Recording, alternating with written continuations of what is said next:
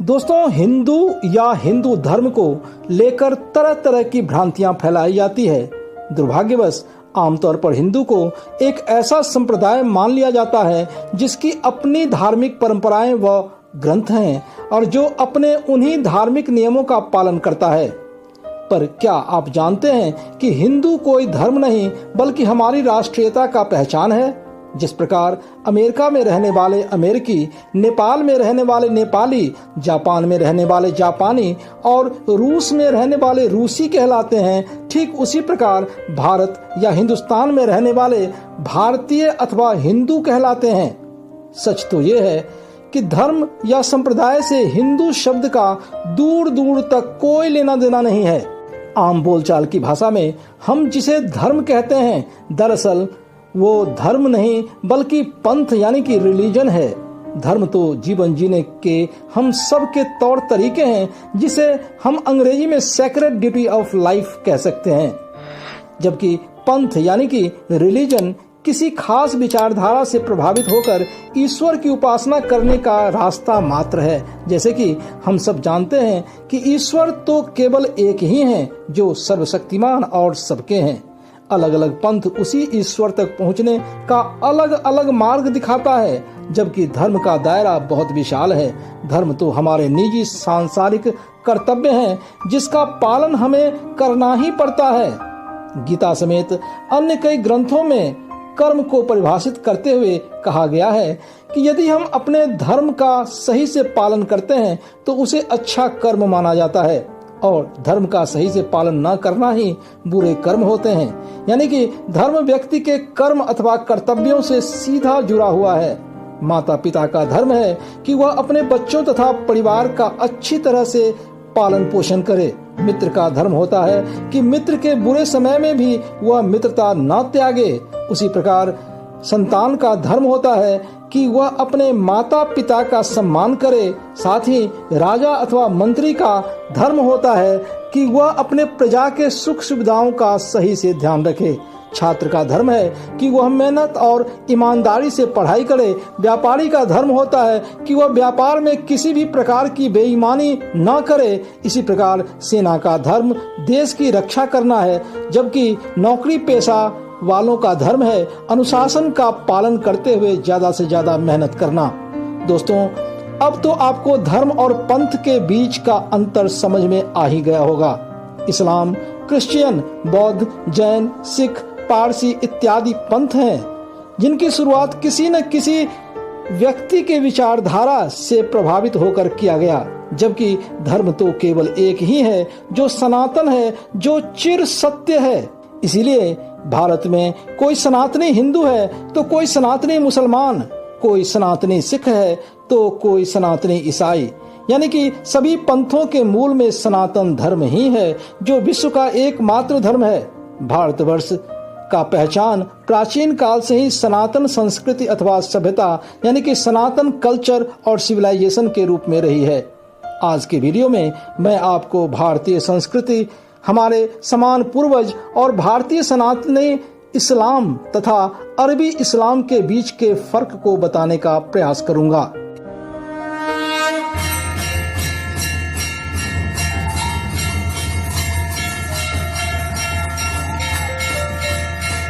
दोस्तों नमस्कार, मैं प्रदीप झा। मेरे इस दिव्य नॉलेज चैनल में आपका स्वागत है। भारतवर्ष यानी कि आज के भारत, पाकिस्तान, बांग्लादेश और अफगानिस्तान में रहने वाले सभी लोगों की संस्कृति यानी कि कल्चर समान है। इन सभी के पूर्वज भी समान ही हैं। फिर भी न जाने क्यों कुछ लोग अपने आप को श्रेष्ठ बताने के चक्कर में भारत के बजाय अरबी संस्कृति यानी कि अरेबियन कल्चर को ज्यादा महत्व देते हैं। आगे का वर्णन करने से पहले आपसे रिक्वेस्ट है कि आप इस वीडियो को लाइक व शेयर करें तथा चैनल को सब्सक्राइब कर बेल आइकन जरूर दबाएं। दोस्तों, धर्म तो केवल एक ही है और वह है सनातन धर्म। सनातन का अर्थ होता है जो सदा से ही विद्यमान है, अर्थात जिसका न तो कोई आरंभ ही है और न कोई अंत। यह सृष्टि के प्रारंभ से ही मौजूद है और सृष्टि प्रलय के बाद भी मौजूद रहेगा। सनातन धर्म को न तो किसी ने बनाया है, न ही कोई इससे अलग है। हम जो कुछ भी करते हैं वह विश्व के प्राणी मात्र का कल्याण सोच कर ही करते हैं। इसीलिए तो सनातन सोच में सत्यमेव जयते यानी कि सत्य ही सर्वोपरि है और वसुधैव कुटुंबकम यानी संपूर्ण विश्व ही एक परिवार है जैसे सिद्धांतों पर जोर दिया गया है। यह सनातनी सोच ही प्राचीन भारतवर्ष के विशाल भूभाग की सांस्कृतिक विरासत रही है और इसी भारतवर्ष की भूमि पर रहने वाले सभी लोग हिंदू अथवा हिंदुस्तानी कहलाते हैं। दोस्तों, जैसा कि हम जानते हैं कि जिस प्रकार एक ही हाथ की 5 उंगलियां अलग अलग दिखती हैं, पर वक्त आने पर ये सभी उंगलियां मिलकर एक मुट्ठी बना लेते हैं और बड़े से बड़े समस्या का समाधान आसानी से कर लेते हैं। ठीक उसी प्रकार भारत में भी अलग अलग विचारधारा, पूजा पद्धति, खान पान और रहन सहन के लोग रहते हैं, जिन्हें हम अलग अलग जातियों, संप्रदायों, पंथों के रूप में जानते हैं। जैसे जातियों में ब्राह्मण, क्षत्रिय, वैश्य, शूद्र इत्यादि, संप्रदायों में शैव, शाक्त, वैष्णव, पंथ में मुस्लिम, सिख, बौद्ध, जैन, पारसी, कबीरपंथी इत्यादि। इतनी विविधता होने के बावजूद भी भारतवर्ष अथवा हिंदुस्तान में रहने वाले हम सभी भारतीय अथवा हिंदू अपनी सांस्कृतिक विरासत के एक ही डोर से मजबूती से बंधे हैं, जिसके कारण ही विश्व में हमारा अलग पहचान है और हमें हमारे इस हिंदू संस्कृति अथवा भारतीय संस्कृति पर गर्व का अनुभव होता है। दोस्तों, श्री राम और श्री कृष्ण हमारे समान पूर्वज एवं सांस्कृतिक धरोहर हैं।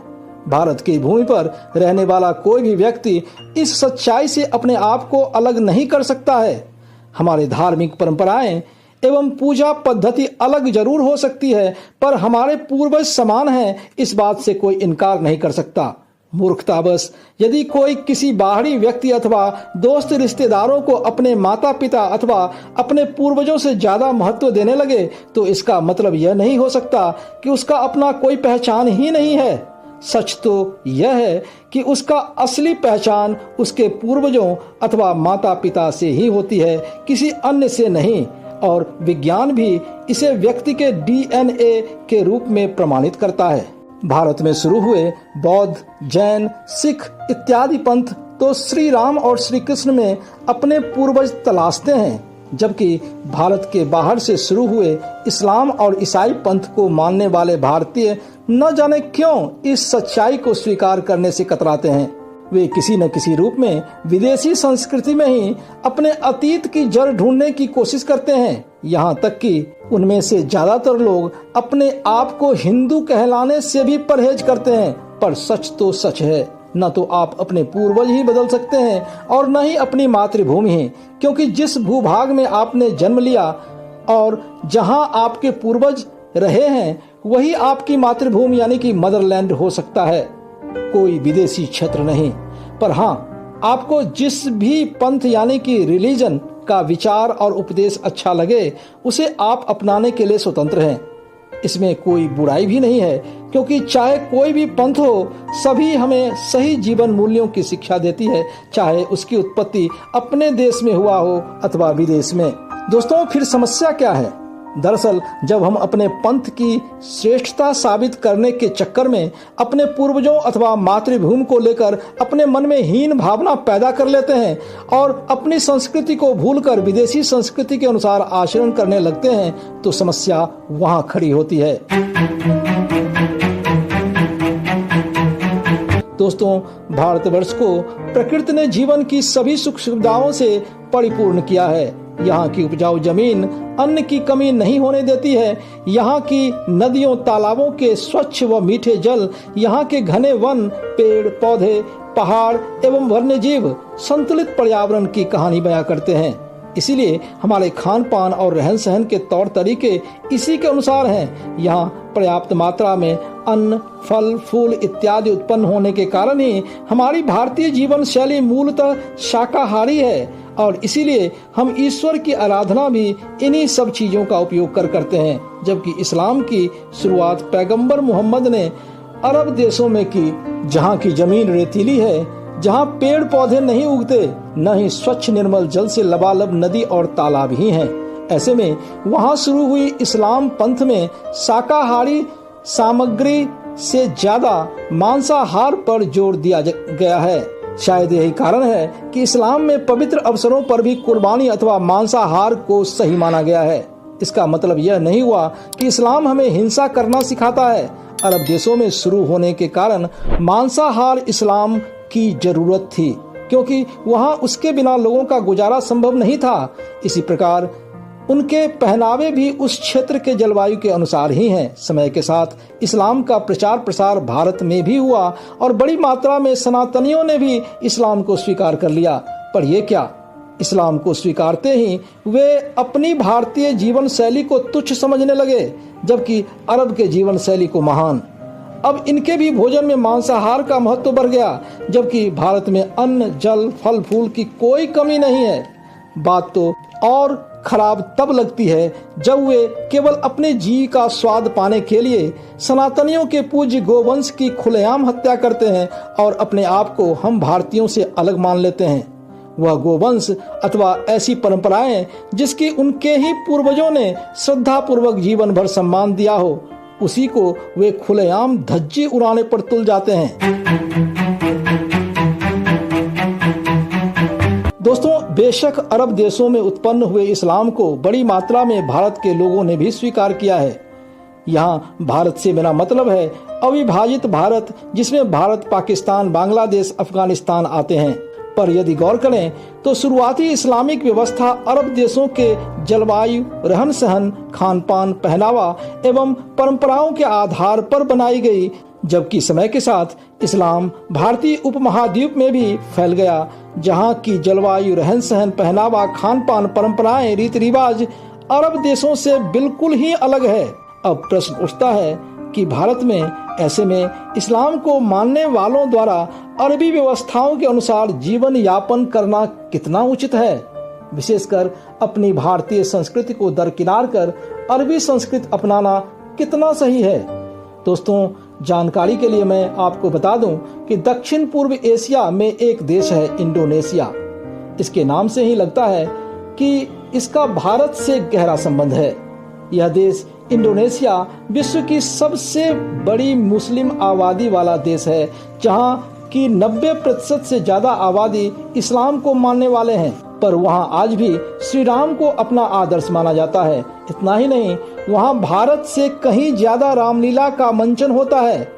यानी कि उन्होंने बेशक अपने पूजा पद्धति के रूप में इस्लाम को कबूला है, पर वे आज भी अपने सांस्कृतिक विरासत पर उतना ही गर्व करते हैं जितना कि पहले करते थे, क्योंकि वे जानते हैं कि उनका पूजा पद्धति इस्लाम वाला है, पर वे सांस्कृतिक रूप से अरब वालों से अलग हैं। पर हमारे भारत में इस्लाम मानने वाले ज्यादातर लोगों को यह बात पता नहीं क्यों समझ में नहीं आती। यह बात समझ से परे है कि भारतीय मुस्लिम अपनी संस्कृति और अपने पूर्वजों को हीन भावना से क्यों देखते हैं। शायद लगभग 1000 वर्ष के गुलामी ने उनके मन मस्तिष्क से अपने सांस्कृतिक विरासत पर गर्व करने का भाव ही खत्म कर दिया है। शायद यही कारण है कि वे अपनी नकली श्रेष्ठता साबित करने के लिए कट्टर पंथ का सहारा लेते हैं। दोस्तों, मेरे समझ के अनुसार जिस दिन से भारतीय मुस्लिम अपनी भारतीय संस्कृति, परंपरा व पहचान पर गर्व करने लगेंगे, उसी समय से उनमें फैली उग्रता अथवा कट्टरता भी समाप्त हो जाएगी। आजकल कुछ मुसलमानों के कट्टर विचारधारा अथवा जिहादी सोच के कारण इस्लाम जिस प्रकार से बदनाम हो रहा है, वह कट्टरता अपने आप ही समाप्त हो जाएगा।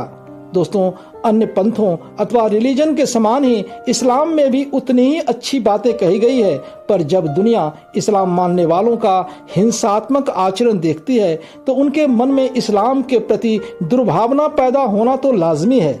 जिस प्रकार जापान समेत कई अन्य देश भारत में उत्पन्न हुए बौद्ध धर्म का अनुसरण अपने देश के संस्कृति यानी कि कल्चर के अनुसार करते हैं, न कि भारतीय संस्कृति के अनुसार, ठीक उसी प्रकार भारतीय इस्लाम भी भारत के संस्कृति के अनुसार ही फलना फूलना चाहिए, न कि अरब की संस्कृति के अनुसार।